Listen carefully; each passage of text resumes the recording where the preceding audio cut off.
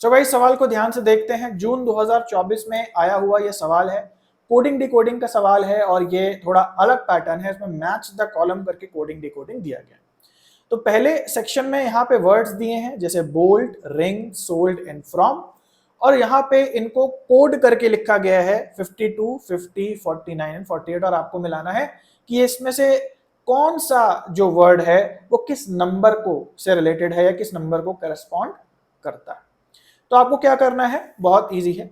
आपको जब भी एग्जाम में आपके सामने ऐसा सवाल आएगा, आपको क्या करना है, आपको तुरंत एक ऐसे एक चार्ट बना लेना है, एक सीरियल वाइज आपको ऐसे बना लेना है।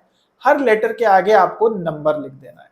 तो ए के आगे 1, बी के आगे 2, वैसे जल्दी से जल्दी तक आपको जेड तक 26 का आपका ये पूरा चार्ट बना देना है आपको अपने रफ वर्क पे।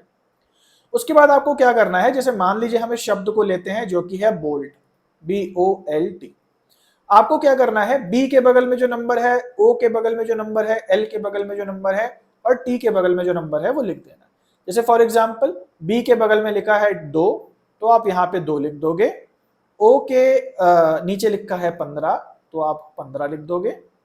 फिर एल देखें तो एल के नीचे लिखा है 12, तो यहाँ पे आप 12 लिख दोगे। और टी के नीचे लिखा है 20, तो यहाँ पे आप 20 लिख दोगे। अब आपको ध्यान से ऑब्जर्व करना है कि यहां पे जो आंसर आया है वो इन नंबरों को क्या करने पे आया होगा। 99% केसेस में इन सभी नंबरों को जब आप प्लस कर देते हैं तो आपका आंसर आ जाता है। लेकिन जरूरी नहीं है कि हर क्वेश्चन में यही हो, बट यहां पे आप थोड़ा देखें ध्यान से, थोड़ा सा आप ऑब्जर्व करेंगे और 2, 15, 12, 20 को अगर आप प्लस करते हैं तो आप देखते हैं कि इसका टोटल जो है वो 49 आ जाता है। तो मतलब यही है, आपको डिकोड करने का तरीका मिल गया कि ये जो जितने लेटर्स हैं इन सबको आप नंबर्स में कन्वर्ट करेंगे और जब आप इनको प्लस कर देंगे तो आपका आंसर आ जाएगा। तो हमें पता चल गया बोल्ट के जितने भी नंबर्स हैं इनको जब हम प्लस कर दें तो 49 आता है, यानी ए का थर्ड होगा। और अगर ऑप्शन में देखें तो ए का यहाँ पे थर्ड लिखा हुआ है, इसलिए हमारा जो आंसर है वो फोर्थ ऑप्शन हो जाएगा, क्योंकि यहीं पे ए का 3 है, बाकी किसी दूसरे ऑप्शन में ऐसा नहीं।